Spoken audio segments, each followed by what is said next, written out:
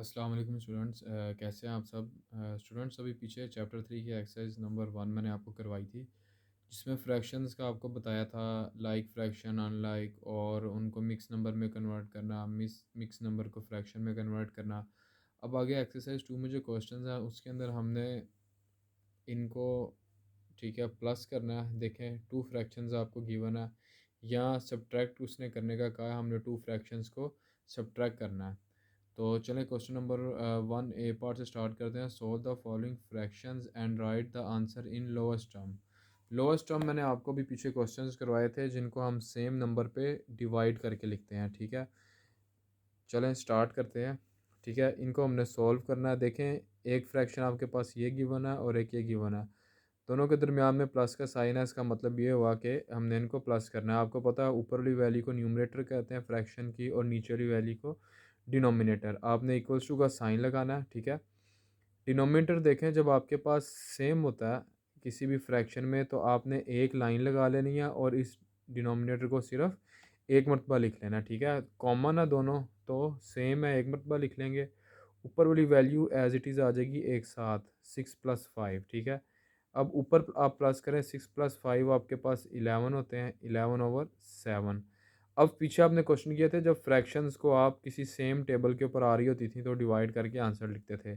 अब देखें, 7 और 11 दोनों प्राइम नंबर है, ये किसी एक टेबल पे नहीं आता, यानी कि 7 के टेबल में 7 तो आएगा लेकिन 11 नहीं आता। तो ये यहाँ तक हमारा आंसर आ गया इसका। नेक्स्ट पार्ट देखें, इसी तरह से इक्वल्स टू का साइन लगाएंगे। 13 को आपने एक मरतबा लिख लेना नीचे। डिनोमिनेटर जब भी सेम हो उसको हम एक मरतबा लिख लेते हैं। ऊपर आपके पास आएगा 11+11, ये आपके पास आ जाएगा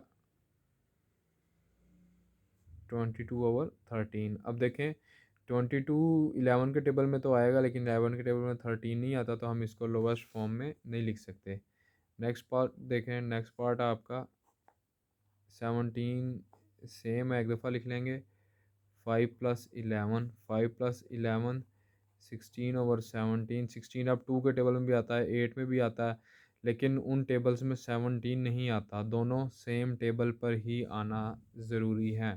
आपने ये नहीं करना कि इसको 17 पे कट कर दिया और इसको 2 पे कट कर दिया, सेम टेबल पे करने हैं। ठीक है, इसी तरह से नेक्स्ट देखें, 15 एक दफ़ा लिखेंगे, ऊपर आ जाएगा 7+8 इक्वल्स टू का साइन।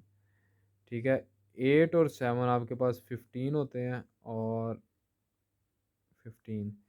अब देखें, ये दोनों कौन से टेबल पे आते हैं? 5 पे आते हैं ना, तो दोनों को मैंने आपको बताया था सेम टेबल से डिवाइड करेंगे तो क्या आएगा। 5 के टेबल में 15 कहाँ आता है? 1 पे। और ये भी 5 के टेबल में 15 कहाँ आएगा? 1 पे, यानी 5। ठीक है, सॉरी, 5 के टेबल में 3 पे। अगर हम 15 पे करते तो 1 पे आता। ठीक है, 5 के टेबल में आपके पास आ जाएगा 3 पे। 5 3 ज़ा 15, 5 3 ज़ा 15। अगेन देखें, 3 और 3 के टेबल में आते हैं। इनको अगर हम 3 से डिवाइड कर देते हैं तो आपके पास जो आंसर आएगा वो आएगा 3 1 ज़ा 3 और 3 1 ज़ा 3। ठीक है, हाँ, अगर आप इसको डायरेक्ट 15 पे करते हैं तो यहाँ पे अगर आप 15 लिखते तो वो 15 1 ज़ा 15, 15 1 ज़ा 15, आंसर डायरेक्ट यही आना था। लेकिन हमने क्योंकि 5 पे किया, 5 3 ज़ा 15, 5 3 ज़ा 15, तो इन दोनों का जो आंसर आया था 3 और 3 आया था। अगेन 3 के टेबल में दोनों आते हैं, 3 पे डिवाइड किया तो 1/1 आंसर आ गया। नेक्स्ट क्वेश्चन देखें, 16 को एक दफ़ा लिखेंगे। 5+5 ऊपर एज इट इज़ आ जाएगा। 5+5 10 और 16। अब देखें, ये दोनों कौन से टेबल पे आ रहे हैं? 2 पे आते हैं दोनों। ठीक है, दोनों को अगर हम 2 से डिवाइड कर देते हैं, 10 को 2 से डिवाइड करेंगे, क्या आंसर आएगा? 2 5 ज़ा 10। ठीक है, 2 8 ज़ा 16। अब देखें, 5 और 8 ये किसी और टेबल पे नहीं आते। इनको डिवाइड करके देखें, हमने छोटा करके लिखा ना लोअस्ट टर्म में। अब जब ये आगे किसी एक टेबल में नहीं आ रहे, ये 2 पे तो आएगा लेकिन 5 नहीं आता, तो ये हमारा आंसर है। नेक्स्ट पार्ट देखें, इसी तरह से 19 को एक दफ़ा लिख लेंगे क्योंकि सेम है डिनोमिनेटर। ऊपर आ जाएगा 2+12, और 12+2 जब करेंगे 14/19। अब ये देखिए, 2 के टेबल में आ रहा है 2 7 ज़ा 14, लेकिन 19 नहीं आ रहा। जब हम सेम टेबल पे वो नहीं आ रहे तो वो हमारा आंसर आ जाता है। अच्छा स्टूडेंट्स, नेक्स्ट क्वेश्चन देखिए। क्वेश्चन नंबर 2 है, subtract the smallest fraction from greatest fraction. यानी कि उसने कहा है कि जो स्मॉलेस्ट छोटी फ्रैक्शन है उसको हमने सब्ट्रैक्ट करना है फ्रॉम ग्रेटेस्ट फ्रैक्शन, यानी बड़ी फ्रैक्शन में से स्मॉलेस्ट को माइनस करना है। ठीक है, फ्रॉम ग्रेटेस्ट का मतलब यह है कि बड़ी फ्रैक्शन में से करना है। ठीक है, अब देखें अब पता कैसे चलेगा कौन सी फ्रैक्शन बड़ी होती है। देखें आपके पास ये जितने भी क्वेश्चंस दिए हुए हैं इन सब के अंदर आप देखें डिनोमिनेटर सेम है। जब डिनोमिनेटर सेम होते हैं तो हम देखते हैं न्यूमरेटर्स को कंपेयर करते हैं। ठीक है, क्योंकि डिनोमिनेटर तो सबके सेम है, जिसका न्यूमरेटर बड़ा होगा वो वाली फ्रैक्शन बड़ी होगी। और हमने क्या करना है कि स्मॉलेस्ट फ्रैक्शन को बड़ी वाली फ्रैक्शन में से माइनस करना है। तो जिसमें से माइनस करना है उसको आपने पहले लिखना है, बाद में नहीं लिखना। अगर बाद में लिखेंगे तो आपका क्वेश्चन प्रॉपर सॉल्व नहीं होगा। मैं आपको करके दिखाता हूँ। ये देखें 2/3 और 3/3 है। अब देखें डिनोमिनेटर दोनों का सेम है, न्यूमरेटर किसका बड़ा है, इस फ्रैक्शन का बड़ा है। तो बड़ी वाली फ्रैक्शन में से माइनस करना ना छोटी वाली। तो मैंने आपको बताया था कि सोल्यूशन लिखेंगे, बड़ी वाली फ्रैक्शन हमेशा पहले आएगी, -2/3 आ जाएगा। आगे से ये same as it is question जो है वो प्लस वाले की तरह ही है, सिर्फ इसमें माइनस का साइन है तो हम माइनस करेंगे। देखें आपके पास डिनोमिनेटर सेम है, एक दफ़ा लिख लेंगे, ऊपर लिखेंगे 3 - 2। ठीक है, 3 में से 2 माइनस करें, ऊपर 1 आ जाएगा, नीचे 3। पीछे अभी जो हमने प्लस वाले क्वेश्चन किया उसमें हम ऊपर प्लस करते थे, यहाँ माइनस का साइन है तो माइनस कर देंगे। बाकी सेम मेथड वही है।